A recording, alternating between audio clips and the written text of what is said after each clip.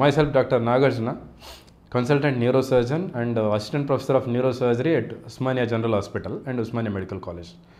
So brain tumour అనేది ఎవరికైనా ఏ ఏజ్లో అయినా రావచ్చు. బట్ సాధారణంగా మాట్లాడుకుంటే బ్రెయిన్ ట్యూమర్ అనేది 55 ఏళ్ళు పైబడిన వాళ్ళు వచ్చే అవకాశం అనేది చాలా ఎక్కువ. సో ప్రతిసారి 55 ఏళ్ళు పైబడిన వాళ్ళలోనే ట్యూమర్ వస్తుందని కాదు, 100లో 70-80% మందిలో ఆ ఏజ్ గ్రూప్లో వచ్చే అవకాశం ఎక్కువ. కానీ కొన్ని పర్టికులర్ ట్యూమర్స్ ఉంటాయి.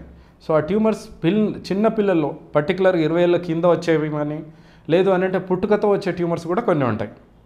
సో పర్టికులర్గా బ్రెయిన్లో నీర్ని వెంట్రికులర్ ట్యూమర్స్ అంటారు, ఇంట్రావెంట్రికులర్ ట్యూమర్స్ అండ్ ఇన్ఫ్రాటెంటోరియల్ ట్యూమర్స్ అంటారు. ఈ ట్యూమర్స్ అనేవి చిన్న పిల్లల్లో కూడా వచ్చే అవకాశం అనేది చాలా చాలా ఎక్కువ కనిపిస్తుంది. సో బ్రెయిన్ ట్యూమర్ యొక్క లక్షణాలు ఏంటి అని అంటే, ఇది కూడా ఏజ్ పైన అండ్ బ్రెయిన్లో ట్యూమర్ ఏ లొకేషన్లో ఉంది అనే దానిపైన బ్రెయిన్ ట్యూమర్ లక్షణాలు అనేది డిసైడ్ అవుతుంది. సపోజ్ చిన్న పిల్లలు ఉన్నారు, పుట్టుకతో బ్రెయిన్ ట్యూమర్ వచ్చి ఉంది.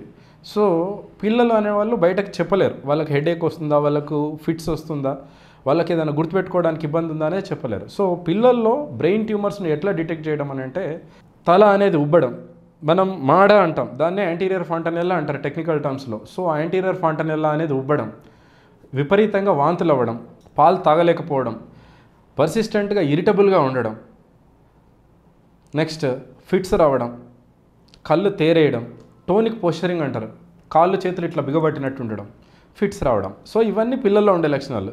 పెద్దల్లో సాధారణంగా అయితే రేజ్డ్ ఐసీపీ సిమ్టమ్స్ అంటారు. అంటే సడన్గా కొంచెం డ్రౌజీగా మత్తుగా ఉండడం, వాంతులు రావడం, పర్టికులర్గా వాంతులకు ఒక ప్యాటర్న్ ఉంటుంది.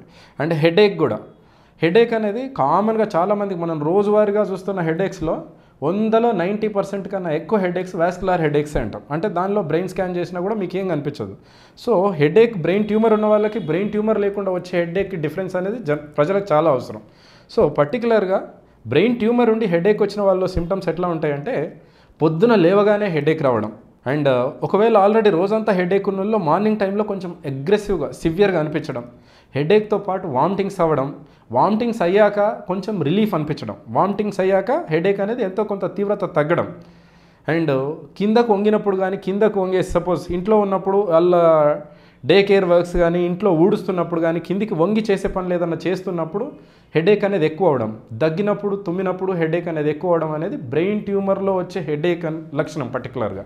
ఇది కాకుండా అడల్ట్స్లో ఫిట్స్ రావడం, ఇది కాకుండా పర్టికులర్గా బ్రెయిన్లో ఏ ఏరియా ఇన్వాల్వ్ అవుతుంది, సపోజ్ మనం మాట్లాడే స్పీచ్ ఏరియా అంటాం, స్పీచ్ ఏరియా ఇన్వాల్వ్ అయినప్పుడు మాట తీరును అర్థం చేసుకోవడం తగ్గిపోతుంది, మాట్లాడే విధానంలో తేడాలు వస్తాయి, రైట్. ఇంకొకటి మోటార్ ఏరియాస్, సపోజ్ మన కాళ్ళకు చేతులకు నరాలు సప్లై చేసే ఏరియాలో మోటార్ స్ట్రిప్ అంటాం, ఆర్ మోటార్ కార్టెక్స్ అంటాం.